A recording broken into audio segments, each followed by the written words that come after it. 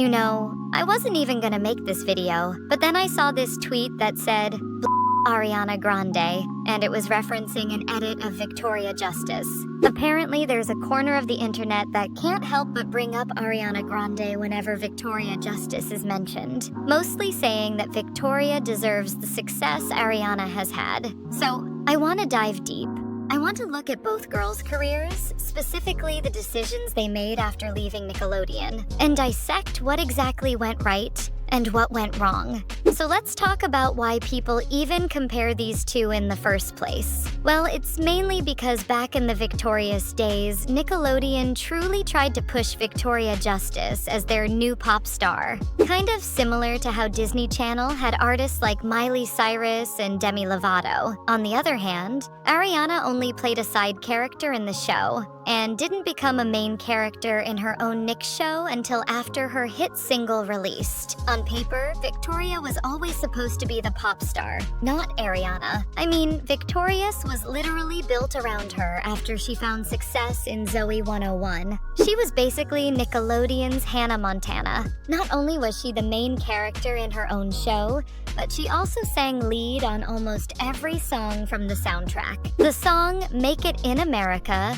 was even sent to Australian radio stations by Sony for promo before her solo international press tour to promote the show, and her first feature film, Fun Size, which was being distributed by Nickelodeon Movies and Paramount. After Victorious ended, Victoria was still under Nick Records, but also signed to Columbia for her solo music outside the show. Her song, Gold, was meant to kick off her solo music career after Victorious ended, but it didn't chart on the Billboard Hot 100 or make a significant commercial impact, and only sold 33,000 downloads by 2014, according to Nielsen SoundScan, despite Nickelodeon promoting it. Also in 2013, Victoria and Big Time Rush embarked on the Summer Break Tour, where Victoria still sang songs from the show, but also her new single, which only came out days before the tour started. She was initially set to embark on her own summer tour called Here's to Us Tour, which she described as a farewell tour for Victorious fans after the show's cancellation. But it was announced on March 29, 2013, that her solo tour had been canceled in favor of a co-headline tour with Big Time Rush. And that's really no surprise. No matter how much Nickelodeon and Columbia promoted her and her music, people just didn't care. As a result, not only was her solo tour canceled, but her planned solo album was shelved. In 2014, Billboard made an article headlined, Victoria Justice's Music Career: Why Ariana Grande's Co-Star is Still Worth Watching, where they announced that Victoria left Columbia Records and was planning to release new music next year sometime. So as you can see, Victoria really stuck with Nickelodeon even after the show ended. But Ariana decided to go a different route. Victorious ended after its 4th season, and even before Ariana decided to sign with Republic Records and release her hit single, she was already well known for her insane vocals, which many people compared to Mariah Carey. While still filming Victorious from October 2009 to April 2013, Grande began developing her music independently. She officially began production on her debut album in 2011, after signing with Republic Records. By September 10th of that year, she had already recorded 20 songs and was in the process of narrowing them down to a final track list of 13. The album's original lead single, Put Your Hearts Up, was released on December 12th, 2011. The track was clearly geared toward a younger audience, likely aiming to appeal to Grande's core fan base at the time, which primarily consisted of kids who knew her as Cat Valentine from Victorious. Despite being marketed as Ariana's debut single, the song didn't gain traction with radio stations or mainstream audiences. It was released under Republic Records but had heavy Nickelodeon branding, which limited its appeal beyond her younger fan base. So it's safe to say the song tanked. and it tanked mainly for similar reasons to why Victoria Justice's debut single tanked. Both artists' debut singles remained heavily tied to their victorious personas. Even in the accompanying music videos, it feels less like you're watching Ariana Grande or Victoria Justice as individual artists, and more like you're still seeing Valentine and Tori Vega. On top of that, both tracks come across as overly generic and lacking authenticity, making it difficult for them to establish distinct musical identities outside of the show. In a 2014 interview with Rolling Stone, Ariana said, "It was geared toward kids and felt so inauthentic and fake. That was the worst moment of my life. For the video, they gave me a bad spray tan and put me in a princess dress and had me frolic around the street. The whole thing was straight out of hell. I still have nightmares about it, and I made them hide it on my Vevo page." Luckily, in 2013, Republic Records gave Ariana more freedom, and as a result, The Way was born. Without a doubt, this song is 100 times better than Put Your Hearts Up, and it feels so much more like Ariana Grande, not Valentine. The Way was a breakout success from the moment it dropped. Thanks to her role on Victorious, Ariana Grande had already amassed millions of Twitter followers before releasing her debut single. But even with that pre-existing TV fame, the song's rise was faster than anyone expected. The smooth R&B influenced track debuted at number 10 on the Billboard Hot 100 and sold 219,000 downloads in its first week, according to Nielsen SoundScan. The Way not only delivered on the expectations of longtime fans, but also introduced Grande to a broader pop audience captivated by her powerful vocals.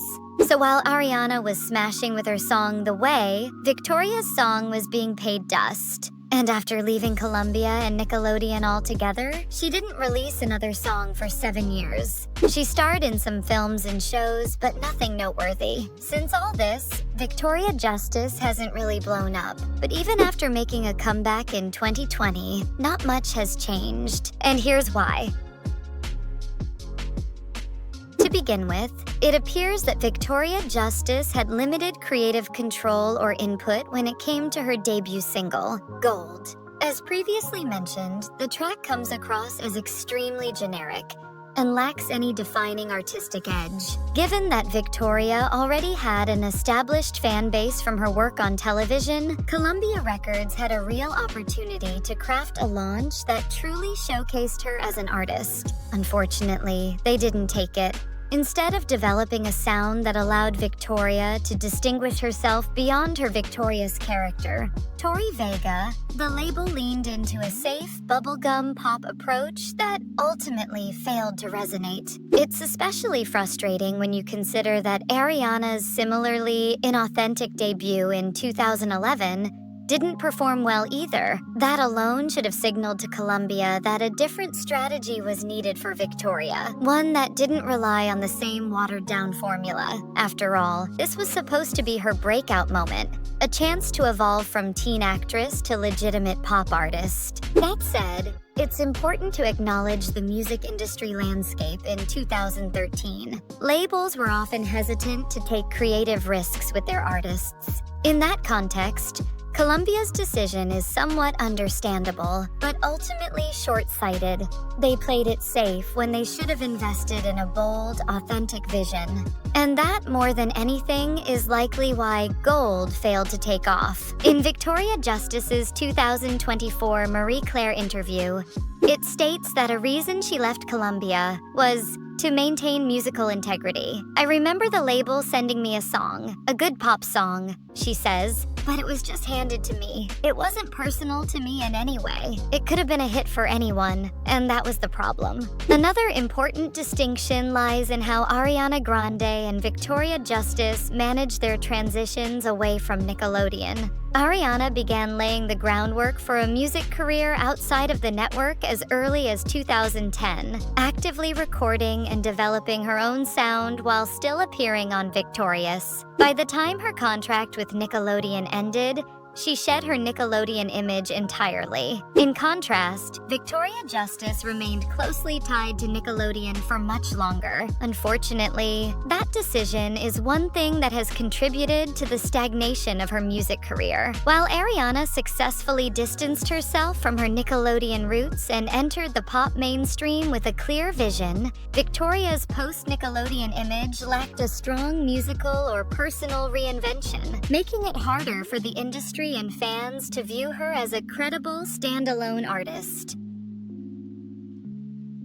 I feel like in this day and age, you don't have to be an insanely skilled vocalist to make it big. You just have to bring something new to the table, or be a nepo baby. Victoria Justice, now an independent artist, deserves credit for self-funding and releasing her own music without the backing of a major label. That takes initiative, risk, and a level of passion that shouldn't go unrecognized. However, when examining the music she has released post-Nickelodeon and post-Columbia Records, there's a noticeable issue. Much of it lacks emotional depth and sonic identity. Many of her songs aim to be vulnerable and introspective, but the production often feels safe or uninspired, comparable to royalty-free music used in background videos. Instead of drawing listeners in, the songs often feel flat, leaving little emotional impact or desire for repeat listening. Vocally, Victoria is a capable singer, technically sound, but her voice doesn't yet carry a signature tone or texture that sets her apart from the crowd. Or at the very least, her songs do not showcase what her voice truly is capable of. Without a compelling vocal identity or a clear sonic brand, it becomes difficult for her music to stand out in a saturated market. All of this contributes to a broader issue, a lack of artistic presence. While this may seem like a harsh assessment, it's important to note that Victoria still has potential. She has the foundation, the experience, and the platform to make a breakthrough. But to do so, she will need to rebuild her team with creatives who understand her vision. And more importantly, she'll need to commit to shedding the lingering image of Tori Vega. As long as her artistry and image remains closely associated with her Nickelodeon past, it will be difficult for the general public to view her as Victoria Justice, the recording artist, rather than Tori Vega, the character. A true breakout moment will require not only stronger music and bolder artistic direction, but also a clear separation from the teen idol persona that launched her career. Victoria just released a new song on October 3rd, and it definitely is a step in the right direction. The production is 100 times better than her previous songs, and she released it just in time for Halloween, so go stream it, besties. I truly do believe that if she keeps going in the direction she's going down, she will pop off. But only time will tell. Comment your thoughts below and let's get a discussion going. Don't forget to like and subscribe for more videos like this. And I'll see you in the next one.